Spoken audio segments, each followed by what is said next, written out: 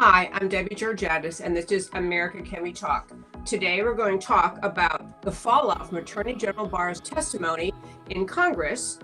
Diana West has a fabulous new book out, The Red Thread. It's about why the people behind the anti-Trump conspiracy did what they did. And third, the many ways the Russia hoax hurt America. Stay tuned. I am America. One voice, united we stand. Debbie Georgatos, host of America Can We Talk, is an author, attorney, and political analyst whose mission is to inspire the American political conversation about preserving liberty in the best country on earth. America Can We Talk is sponsored by GC Works, a Dallas-based company performing advanced technology research in the oil and gas industry. And hello again, welcome to America Can We Talk? Yes, I'm still on vacation with my husband in California, so we're not in the normal studio, doing the best we can here, visiting our family in California. You probably all saw in the news this morning that Julian Assange was arrested. I'm going to get to the topic about people's reaction to Attorney General Barr's testimony yesterday, but I first want to mention about Julian Assange being arrested. There is obviously an effort to bring him to the United States for prosecution. And what I will tell you, the only thing I care about right now about Julian Assange is I want him under oath to tell America how he got the DNC data that he put out on WikiLeaks, who passed along to him the contents of the DNC server, the Hillary Clinton emails, because his exposure of Hillary Clinton's contacts and Hillary Clinton's connections during that presidential period, putting out a WikiLeaks, was a huge issue. And more than once, Assange hinted he didn't get the data from the Russians. I want him to answer that. Beyond that, he may deserve prosecution. I'm fine with that. But that's the one good thing that could come out of bringing him here to America. But I want to turn to, we talked about yesterday how Attorney General Barr testified before the United States Senate, and really his testimony sent shockwaves through Washington because he said, number one, he did, in fact, he wasn't guessing. He said, yes, there was spying on the Trump campaign. He wasn't saying kind of maybe or maybe not, I'm not sure, but he just said there was spying on the Trump campaign. Number two, sorry about that sound there. And number two was in referring to his determination, and he was going to get to the bottom of it. He's going to investigate internally. He said, not just the FBI, but other agencies, all other intelligence agencies. This is making the left very, very nervous. I want to have my wonderful producer, Matt, play a quick clip for you. This is a clip of the exchange between Attorney General Barr and a senator, U.S. senator named Shaheen, Senator Shaheen. Just hear her, what she is saying essentially in response to what Barr has to say. News just broke today that you have a special team looking into why the FBI opened an investigation into Russian interference in the 2016 elections. I wonder if you can share with this committee who's on that team, why you felt a need to form that kind of a team, and what you intend to be the scope of their investigation. Yeah, as I said in my confirmation hearing, I am going to be reviewing both the genesis and the conduct of intelligence activities directed at the Trump campaign during 2016. But one of the things I want to do is pull together all the information from the various investigations that have gone on, including on the Hill and in the department, and see if there are any remaining questions to be addressed. And can you share with us why you feel a need to do that? Well, for the same reason we're worried about foreign influence in elections. We want to make sure that during an election, I think spying on a political campaign is a big deal. It's a big deal. And I'm not talking about the FBI necessarily, but intelligence agencies more broadly. So you're not suggesting, though, that spying occurred? I don't, I guess you could, I think there's spying did occur. Yes, I think spying did occur. Okay, can you even stand it? Her question, a U.S. senator, you're not suggesting that spying actually occurred. I mean, look at his face. The attorney general is looking at one of the 100 people sitting in the U.S. Senate, and her question, seemingly genuine, not politically motivated, not trying to trap him, but she just is acting puzzled. Like, are you really saying that spying occurred? And so I want to say, first of all, for Americans who pay attention to politics, there has been enough in the news over the last 2 years for anyone with a pulse who cared to dig in and understand there was a massive spying effort by the FBI, by the Department of Justice, on President Trump's campaign. You only had to read columns in The Hill, for example, as one source among many. You could read columns by Sarah Carter, John Solomon. There have been Greg Jarrett's book, Dan Bongino's book. There are dozens and dozens and hundreds, in fact, articles and books out there, not just, firing off conspiracy theories, but actually laying out evidence of what happened inside the FBI and the Department of Justice that led to the spying on the Trump campaign, that led to the false allegation of Trump-Russia collusion, that led to the Mueller investigation, that led to the last 2 years of headlines. And this is a U.S. senator. And I'll tell you, folks, I take her at face value. I think she actually had no idea. Truly, truly troubling. But as to what Barr had to say yesterday, there was commentary almost immediately afterwards. One was by the Senator Schumer, the minority leader in the Senate. Senator Schumer fired off a statement at Attorney General Barr saying, essentially, Barr must retract his spying. Shocker. His statement was, he said, Attorney General Barr has admitted he has no evidence to support his claim that spying on the Trump campaign did occur. That's not what he said. In fact, he said just the opposite. Yes. In fact, Barr said straight out, there was spying on the Trump campaign. He said, we talked about yesterday, his broader explanation was, I need to know if there was legitimate basis for this spying. Why did it get started? Why were they doing this?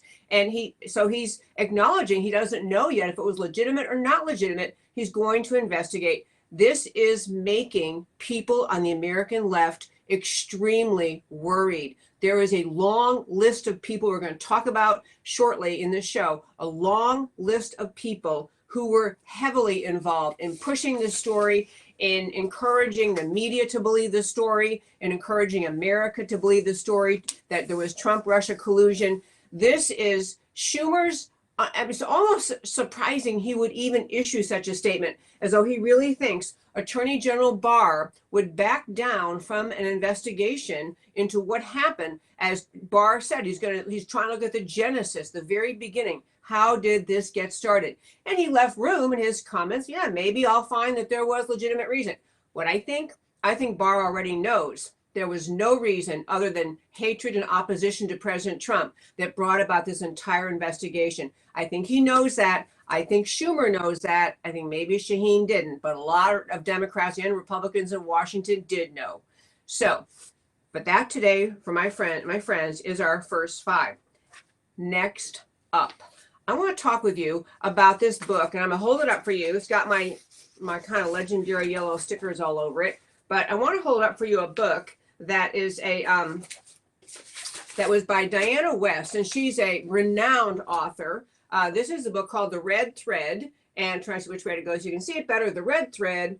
This is a book that you could order. Go online, just Google The Red Thread. I ordered it from Amazon. But she is a scholar extraordinaire, and what she dove into in this book is kind of heady stuff. It's kind of deep and demands thought and to be able to follow it and to read it.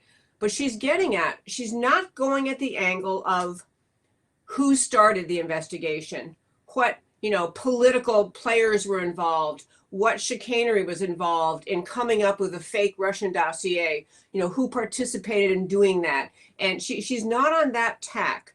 She's on the tack. She is a deep dive investigator, a deep dive writer. She's on the tack of what is the reason? What is the reason all of these high government officials in our country, high level, accomplished, nearing retirement in the case of John Brennan. Why would all of these people have become engulfed in this effort to bring down President Trump? She calls it, the full name of her book is The Red Thread, A Search for Ideological Drivers Inside the Anti-Trump Conspiracy. I cannot begin to summarize the ideological string she pulls together. She is a researcher, she's a thinker, she's a reader, she's a historian, she's a student of political philosophy. But the reason I wanted to raise it and talk with you about today is this is a bigger question than even Barr is looking into. Attorney General Barr is exactly doing his job as Attorney General. He is going to figure out inside the FBI how things got so horribly wrong, why they got so horribly wrong, who is involved, who are the players that brought about this impossibly messy, ugly, unjustified anti-Trump conspiracy. And that is exactly what Barr's job is. But what Diana West is talking about is really, really important, because moving forward, it goes to the question of how do we, what do we do as a country? What do we do about the fact that we haven't just had a completely out of control effort, a rigged effort at bringing up the entire, Trump-Russia collusion story, which has now borne out that there is absolutely nothing to it at all. So to start with,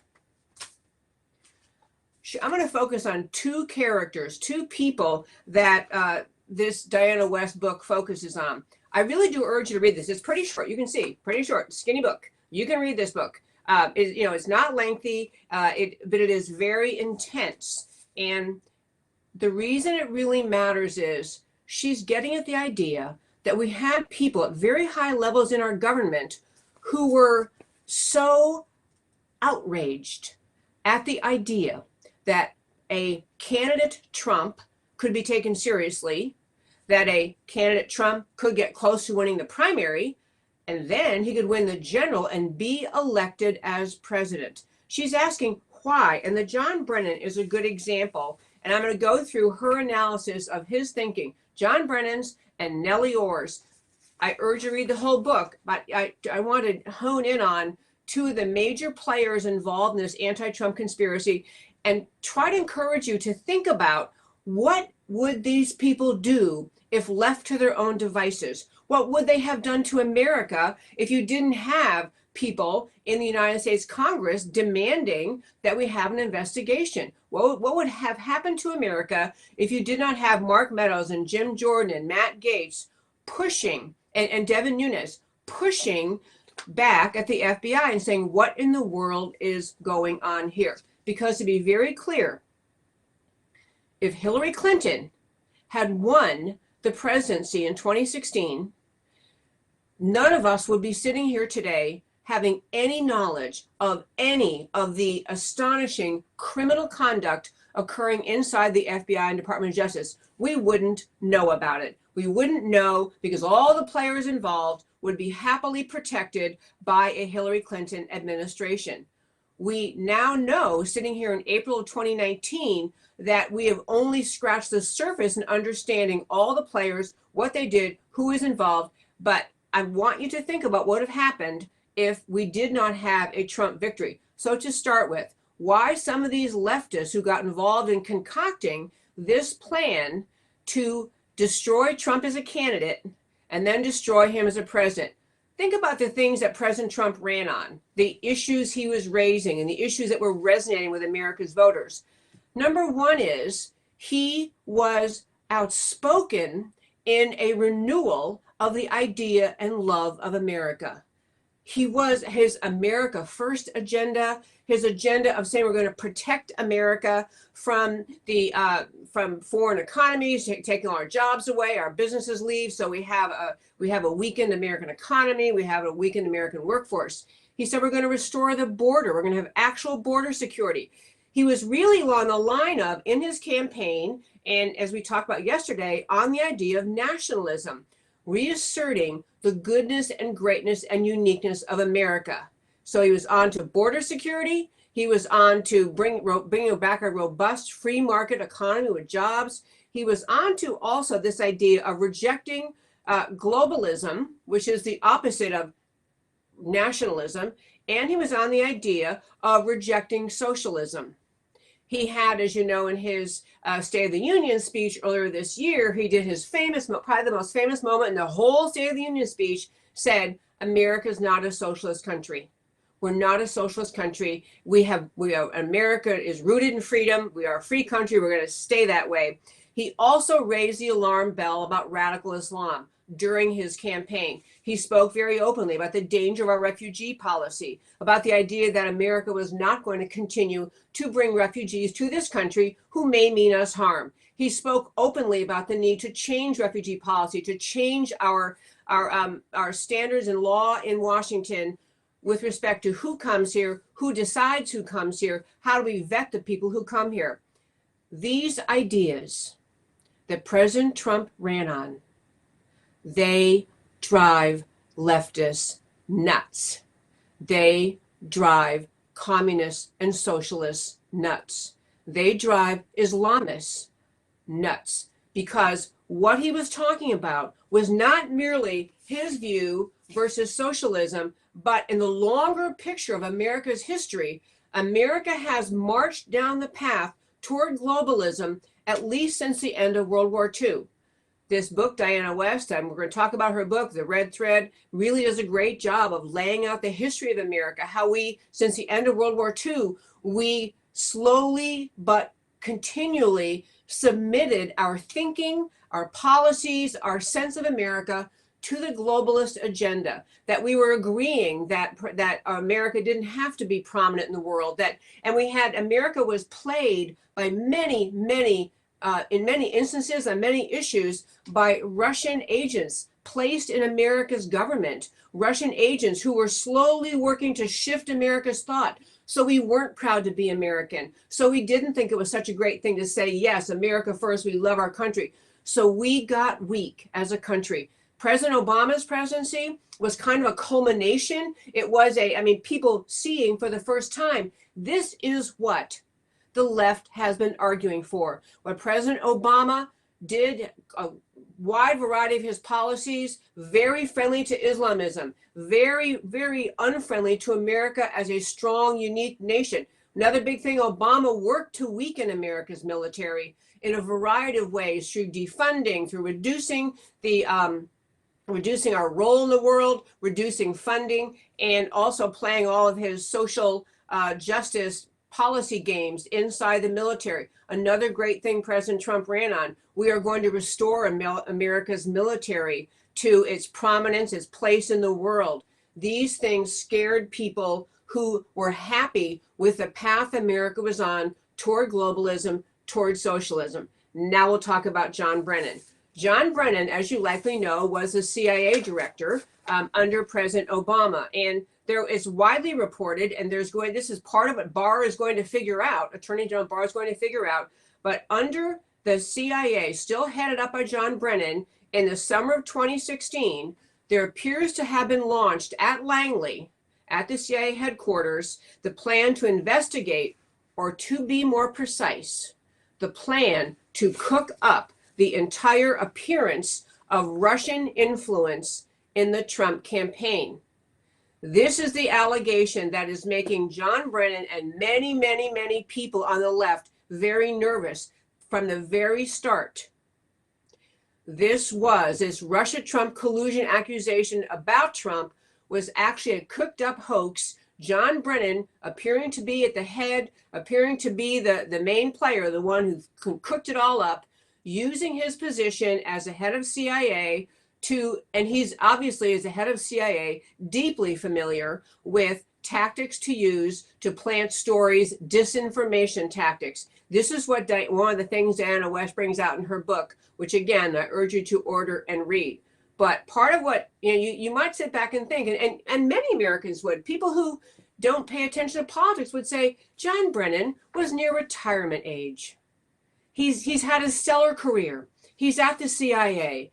He can retire if Trump wins. He can, move on. He's not going to be Trump's head of CIA. He could look forward to years of retirement, enjoy his country, enjoy his family, whatever he wants to do.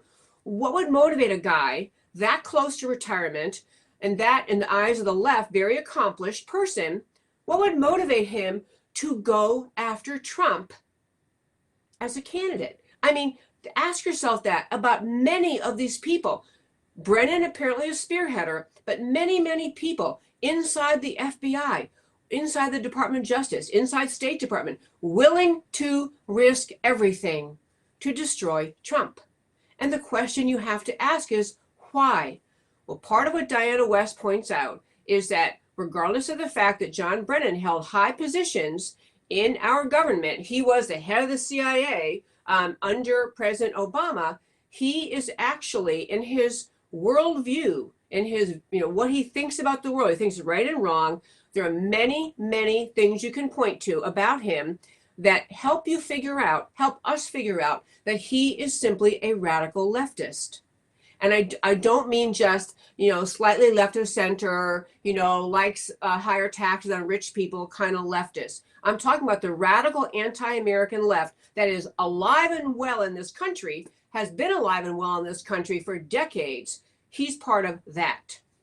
To start with, many people know that he voted when he had the opportunity to decide who he's going to vote for, who he's going to support for president.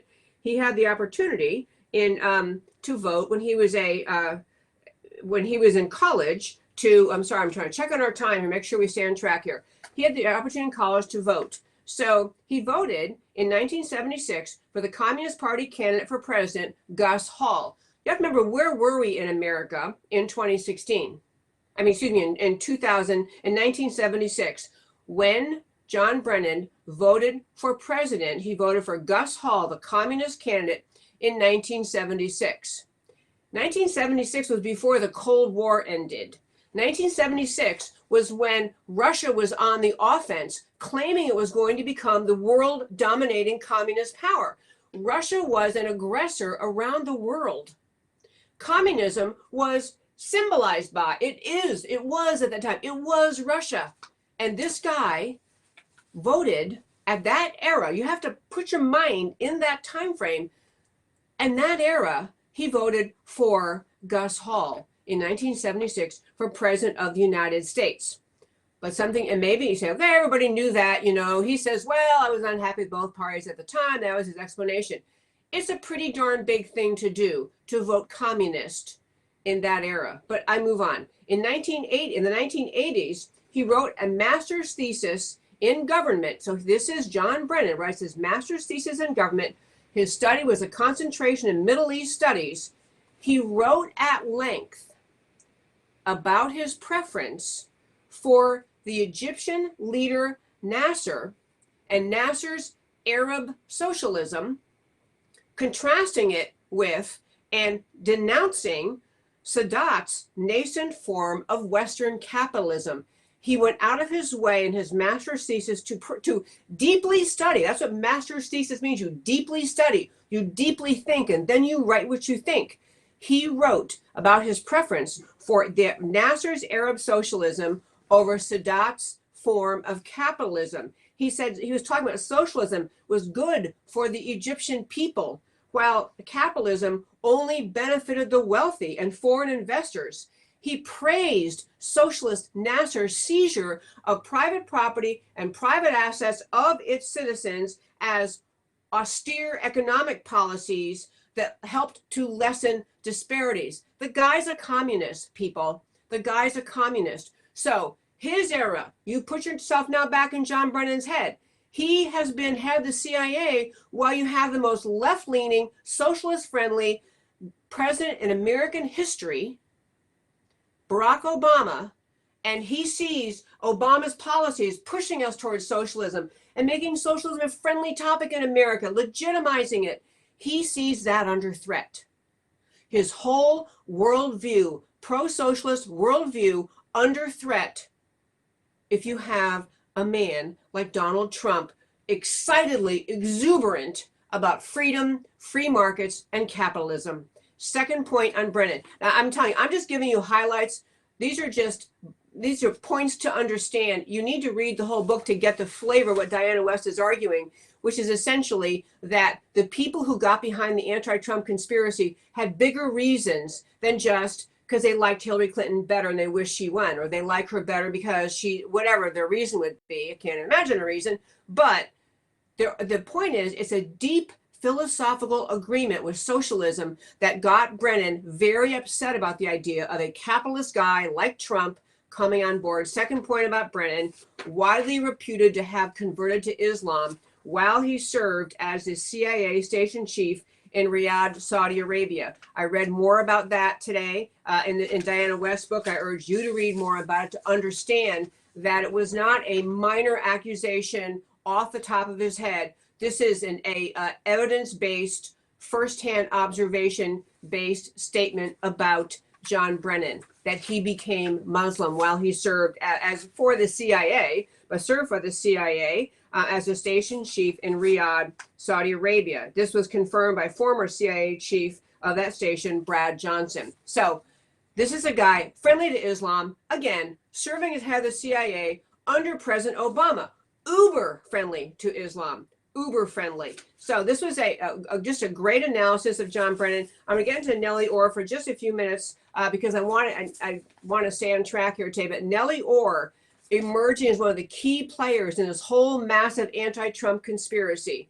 She worked for the Fusion GPS. Her husband, Albie Bruce Orr, heavily involved in the government. But Nellie Orr was the Russian expert working for Fusion GPS. Her background, parents, radical leftists, radical left-wing academics. Nellie Orr, actually wrote her thesis. I think it was a master's thesis. She wrote her PhD, her 1990 Stanford PhD thesis on collective farms and Russian peasant society, 1933 to 1937, the stabilization of the Kolkhoz order. So you know what she's talking about. This is Nellie Orr, the very friendly to Russia, very friendly to socialism person, right in the mix with setting up this entire conspiracy to take down Trump. She wrote in her thesis in a friendly way about Stalin's agricultural Bolshevism. The Kolkhoz order, by the way, Kolkhoz is a term it means the collective farms under Bolshevism, where Russians and Ukrainians were forcibly sent to these agricultural farms, forced to work, given impossible standards like you're forced to do this much, to produce this much in your work every day in the fields, setting impossible limits, the involvement of forcing millions to be shipped away to Siberia, millions to be murdered. She wrote in praise of this policy, essentially saying, well, it's kind of bad they had to kill so many people. But her words, she used the expressions, I'm going to find her exact words here. She used the expressions essentially, the worldview kind of supportive socialism. And she just talked about Stalin as being kind of, well, it wasn't a great thing. And she used the expression, I'm not going to find the right words exactly, but she used very friendly terms in talking about socialism in Stalin, just saying, it was using terms like unfortunate and yet an exciting time, even though a scary time. She's praising what Stalin did, as sometimes the ends justify the means. You got to get to socialism. You got to get to communism. Sometimes bad things happen. She wrote favorably and in a friendly manner about Stalin. Again, read Diana West's book. These are creepy, scary people in the American left. And again, the book, you got to read this. Try to go which side you can see it better. Okay, the red thread. I can't decide if you can see it. But anyway, the red thread, a search for ideological drivers inside the anti-Trump conspiracy. This is another element of all of this. And my kind of takeaway at this point is, you cannot have a person who's that friendly to socialism, and it's part of the conversation we have to have in America. A person that friendly as Brennan was and as Nellie Orr is, they both are, friendly to socialism, they shouldn't be in high positions in our government. We need to get back to the place in America where admitting you're a socialist, admitting you're kind of friendly to Stalin, kind of friendly to leftism, is viewed as makes you untenable as a serious candidate for positions of authority. It has to be as ugly as uncovering that you have a history with the KKK. That is how we have to begin talking again about socialism in this country. Now, turning to my last topic for today. I want to talk a little bit about some of the ways that this entire anti-Trump conspiracy really hurt America. And these are ways, not just the kind of the headline things like President Trump has talked about, for example, $35 million spent by the FBI on lawyers who all hated him, 40 FBI agents working on this full time, headlines day after day, leaks. I mean, the entire first 2 years of Trump's presidency has been pummeled, has been just a wasteland of headlines, of leaks from people within the government. So it's taken a tremendous toll just on the Trump presidency. And it really has taken a toll on the American people. And that's what I want to hit in our last time together today, which is all of the ways this has hurt America. But let me just remind you all the things the left has done. It isn't, because what happened was this. Once the Trump-Russia collusion hoax was introduced into the American political conversation, introduced in the news, introduced in this country, what happened was the ability to criticize President Trump, to question his judgment, to question his motives, to attack him, to demean him, to undermine him. All of those things happened, were multiplied, but the genesis of it was that from the prior to the time he even took the oath of office, you had leftists in this country and their willing echo chamber in the mainstream media treating President Trump as though he's not legitimately president. Because after all, you know, the Trump-Russia collusion, he didn't really win. So this has been the soil laid from which all of these other behaviors, all these other harms have come to America. The starting point being the left falsely accusing him of this Russia-Trump collusion. So I want to just point out ways that this has hurt America. Number one, when President Trump tried to carry through on his promise to try to fix our refugee system, to not have so many people coming to America from Islamic majority countries where terrorism is a problem, and we had no way to vet them. We all saw what happened in San Bernardino in California, where we America accepted a woman who came to America to allegedly marry the guy or his fiance, and they ended up killing a lot of people at Christmas time in December 2015 because we had no vetting in our system of refugees. So President Trump, the ways this Russia-Trump collusion has hurt America, it so delegitimized him that so many federal court judges, the federal court, district level, district court, the lowest level of federal courts, the appellate court levels of circuit courts, judges and courts felt more willing, were more determined to strike down things President Trump did on the unspoken, and they don't say this, I'm saying this, on the unspoken agreement. Well, everyone knows it's not legitimate. He's not really president. So even though he is president and 63 million Americans voted him to be president, they struck down his refugee orders. He's tried to put those various orders through, executive orders, trying to say we got to vet people better. And it finally took, whatever it was, 3 orders and going all the way to the Supreme Court before somebody in the federal court system was willing to follow the law. You have to understand the lower court judges who struck down his executive orders struck them down, not based on the Constitution, not based on law. It was evident to lawyers around the country and to the Supreme Court that finally got to rule on it that federal law, the Constitution plus federal statutory law, gave President Trump the authority he needed, the only authority he needed to issue those orders. But those federal judges and courts felt perfectly legitimized, that it was perfectly acceptable for them to fail to follow the law because Trump, because we all know he's not legitimate. So they didn't even follow the law. That's one way in which America was hurt, outside of just the enormous expense and waste of time. Another, just the whole cultural harm that came to America because of what happened as a result of this Russia-Trump collusion. You have school children in America who are learning that. Just had a case like this last week. A girl came home from school. The teacher had said, pick a hero, write a paper about your hero. She picked President Trump. Teacher said, can't do that. Can't write about President Trump. Can you imagine any other president in our history? A school child coming home and telling their parents, well, the teacher said I can't do Trump. The anti-Trump fervor based from the lie of the Russia-Trump hoax has legitimized teachers like that. It legitimizes people who think they can punch people who wear MAGA hats, people who can mock people who wear MAGA hats. And the whole cultural undermining of our country. There are so many people who support President Trump, who did at the start, who still do today.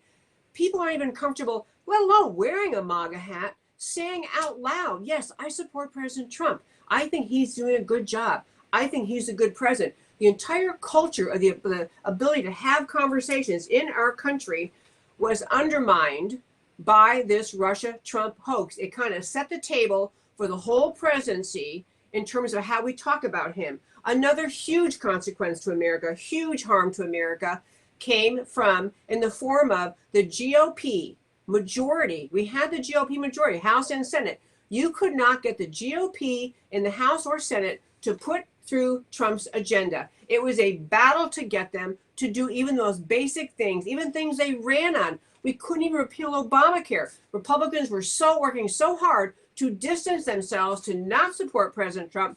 Frankly, maybe some of them thought he did commit what he was accused of. But once you started digging in and reading the facts, most Americans who support Trump figured out he didn't do any such thing. But somehow his being labeled as illegitimate gave permission, gave credence to the people in Congress, Democrats and Republicans, who basically said they thought they had the right. They just were going to ignore what President Trump did.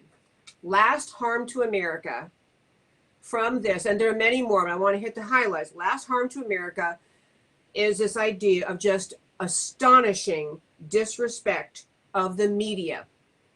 The media in this country, we played a clip yesterday from the Oval Office, the media behaving like hyenas around the president. It isn't as though they're all calling out, gee, I'm so excited, I hope I get my question. That's not what happened. That's not what happened. What happened in that Oval Office and what's happened for the whole 2 years of his presidency is the media also has embraced this idea, we don't have to treat him as president. We don't have to act like he's president. He didn't really win. There was collusion, and therefore we can undermine him. And I tell you I will tell you one other quick thing, and then I want to turn to why it matters to you. But one other quick thing. Ever since President Trump won legitimately the presidency with no collusion at all, no conspiracy with Russia, every bad thing, every bad label that's possible, every bad thing that can be said, people feel legitimate saying about Trump. A huge example is Bernie Sanders, who had his famous speech saying, it pains me to say this, which was not true, but he said that. It pains me to say this. We have a president who is racist, xenophobic, homophobic, hate, whatever, his whole long litany of alleged accusations against Trump. He feels justified in saying that because from the start, the entire political culture of Washington, with very few exceptions, treated President Trump as though he was illegitimate.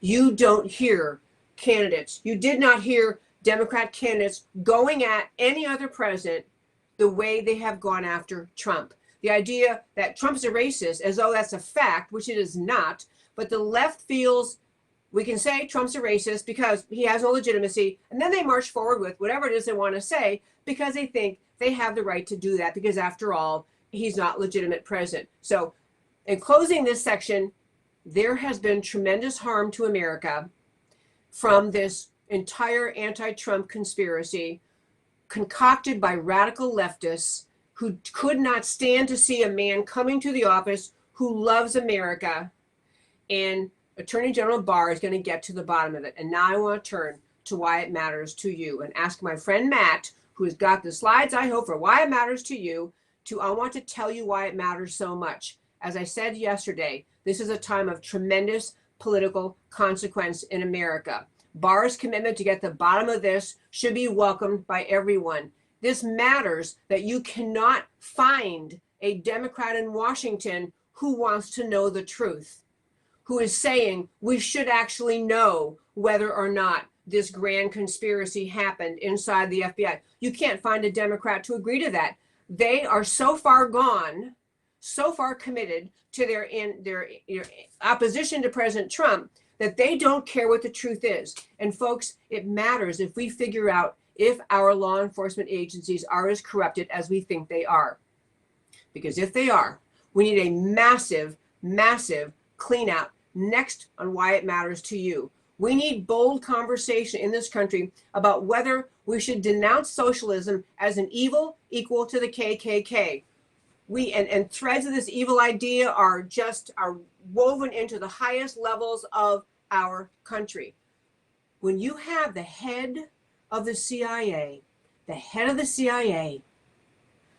happily embracing socialism in his life, happily embracing communism, voting communist, who is spurned to action, driven to action at the end of his career to concoct a just massive hoax, a hit job against the potential incoming president. We have legitimized his radical ideas in this country, and we need to get a renewed conversation about, should anyone who is socialist be morally acceptable to us as a person in a position of any authority in this country? Nellie Orr, John Brennan, the whole slew of them inside the FBI and Department of Justice. If you don't believe in freedom and free markets, you really should not have any place in the American government. These things I'm saying, these probably sound radical. People say, well, you really can't say that. I mean, we have freedom of thought here. Yes, we do. We have freedom of thought. Communism is allowed to exist in this country, but we need to remove its veneer of civility, its veneer of acceptability. Not just Bernie Sanders, but people even before him have given the slow push of the radical left in this country has given legitimacy to socialism as though it's an equally interesting and possibly productive idea that we all should be discussing. It needs to be denounced as the radical anti-American idea that it is. Last slide, please, if you could, my happy friend Matt. And that is, we need boldness in this country to call out all of the ways the anti-Trump conspiracy has woven its way into our culture. We need to have exposure and expulsion of the deep state agenda and players. What we are looking at in this country, what President Trump has had to deal with in this country, is a large number of people placed in the positions of power in this country, in agencies all across Washington, people placed into power during the Obama years and even before, who simply do not have the Trump agenda. They're not willing to follow the Trump agenda. They're not willing to put it into place. Not only not willing to help President Trump implement the policies that caused him to win the presidency, they're working very hard against those policies. We need a major cleaning out in Washington, D.C., because if we don't, and this is why it matters to you, if we don't clean out socialism, if we don't clean out deep state actors, if we don't clean out people who are working against the interests of the duly elected president and working against the interests thereby of the American people who chose that president, we don't really have the Democrat Republic which we thought we did. We don't have a democratic republic if we are going to let the deep state actors who are trying to block this investigation by Barr, they're not going to cooperate. They didn't cooperate with Congress, and they looked into it. The tremendous need in this country for a massive cleaning out of ideas in our country that don't belong in American government, of people not committed to following what the duly elected president is doing. If we don't get rid of them, we are surrendering our country. We're agreeing that elections can happen. You elect a president, he's not going to be able to do anything he said because we don't have the will to drive the people out in Washington who will oppose his agenda.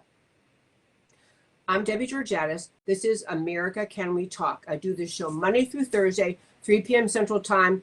I have to tell you a couple important things, though. Next week, you can see I'm not in the studio. I'm in California. Next week, I cannot do the show Monday. We'll be traveling. I'll be back Tuesday, Wednesday, Thursday. But I want to urge you to go to our website, americacanwetalk.org. All of the book I mentioned today, all of the articles I mentioned today are there for your reading, because I do this show to inspire you and everyone to be engaged in this conversation, to recognize how precious our country is, how much every single patriot is needed to defend it, to preserve this precious country founded on liberty. So americacanwetalk.org, homepage, under show, go down, list of links. You'll find everything we talked about today. And I'd love if you'd visit that site more often. If you're listening on YouTube, please subscribe to this channel. And if you're listening on Facebook, please share this post and please comment. I love hearing from you. You can email me at americacanwetalk@gmail.com. And again, my whole reason for doing this show is to speak up for this precious, precious country. Talk to you next Tuesday. Like a crashing wave. Can you hear us now? America Can We Talk? Truth about America. Can you hear